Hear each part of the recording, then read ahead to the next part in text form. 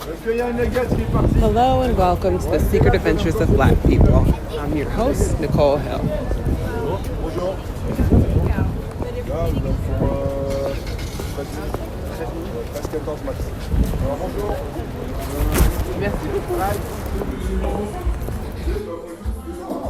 The elders were right. Alert the papers. Paris is everything.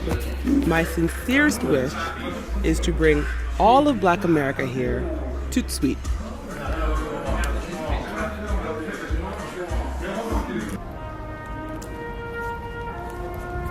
I remember dating this guy in college. He's African, and he said he hated Paris.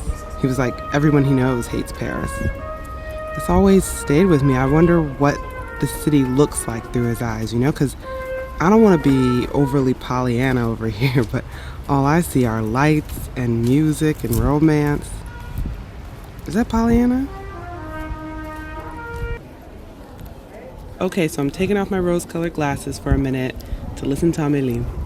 She's Black and French, and she tells me about how those two identities showed up over Christmas breaks with her family.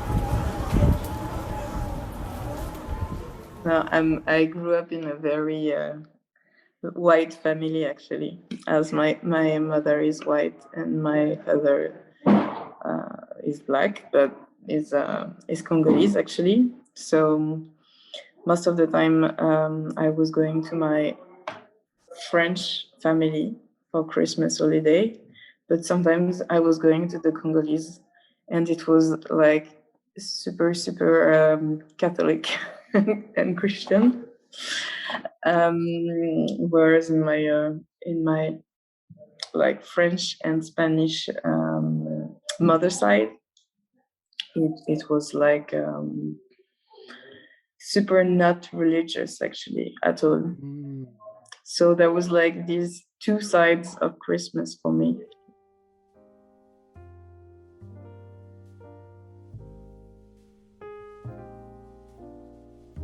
So what would you be like allowed to do when you went to the Congolese side? What is like a normal Christmas morning or Christmas Eve? What did you do on Christmas Eve? Christmas Eve, actually, it was not on Christmas Eve. It was maybe during like Christmas time that we were going there. So it was more about like food and prayers and food and prayers. And that was fun, but not that fun. It was fun with the cousin, and it was fun with like being together, but it was something super religious. Are you super religious? I'm not, actually. I know, I feel like the French aren't very religious. That seems so strange. But Black French are most of the time. So it's really something different. No, I mean, not all Black French people, but people coming from Africa, like with African culture, they are more into religion. Even actually, it's super funny because when you go to a Catholic church, especially like near Paris, it will be like super Black. Even though it's not like an African church at all, but just the only people who go to church now in France are like Black and Africans. Do you all call yourselves Black there? Like, because you're Congolese, like where you're from.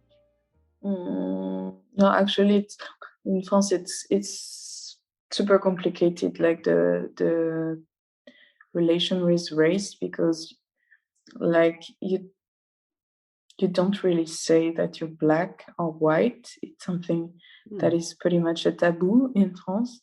It's something that like it's based on a principle of universalism, I would say. Like everyone is equal, and you shouldn't say that you're that or that. You're the same that I am. So like for me, it's something super new to say that I'm Black, and like I could say that I was a métis, like a mixed race, but it was not something connected to race. It was more something like because you can see it, and to me, I'm not regarded as black. I'm regarded as métis, but you cannot really say black. Actually, the word itself is pretty much a taboo. Like people, when they talk about a black person in France, they wouldn't say he's noir, which is the French word for it. But they would say he's black. They would use like the English word because they feel like they cannot say it. It's too big to say so. Wow. So it's super complex because at the same time, like people, like French people, do think that they are not racist because they don't name things and because they claim that everybody is equal and everything.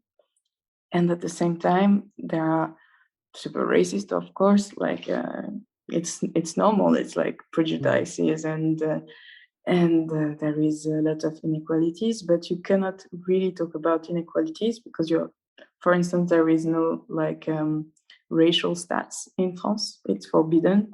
You cannot count on like black people or white people or Chinese or anything. You can just say like poor or rich, and you cannot even know if there is a lot of white poor or a black poor. And this is something super French. So for me, I would say that being black was a process. Actually, it was a process. Wow. And like, how did you come to calling yourself, or do you call yourself black now, or do you call yourself métis, or both? Depends.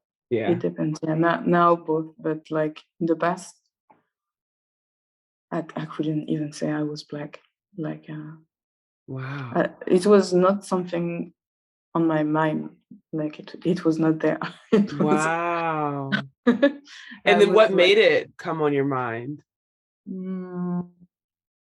Yeah, as I said, it was a process. Reading stuff about race in the US, reading about like African culture, visiting Africa, living in Africa, writing about it. But yeah, it's pretty much something that happened to me slowly, like the blackness. The blackness came upon you. Yeah, pretty much actually.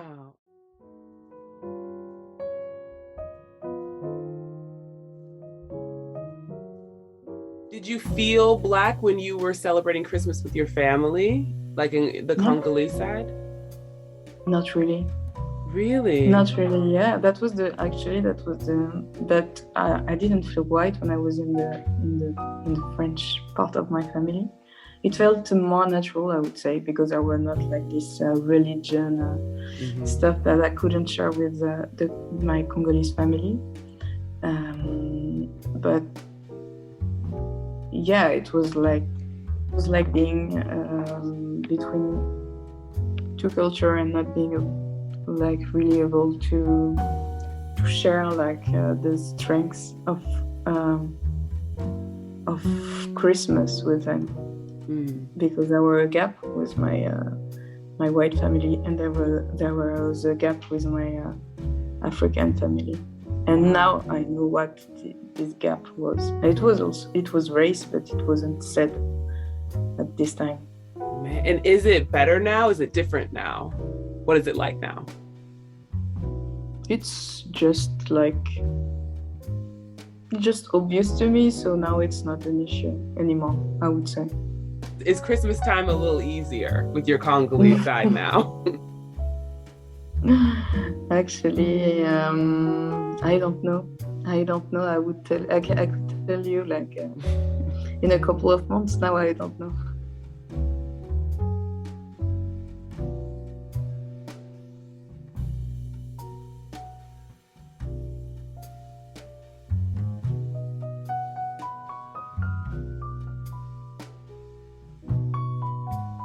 Thank you, Amélie, for sharing your experiences with all of us. To hear a little more of our conversation, you can visit patreon.com and become a supporter to access bonus content and earlier episodes. The Black Adventurers I hope you'll support today run the Teens of Color Abroad program. Their mission is to cultivate the next generation of globally conscious youth of color through full language immersion study experiences abroad.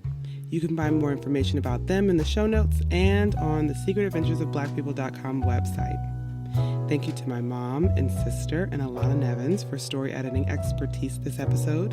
And thank you to you for listening. If you'd like to stay in touch, just go to thesecretadventuresofblackpeople.com for all the show contact information and social media stuff.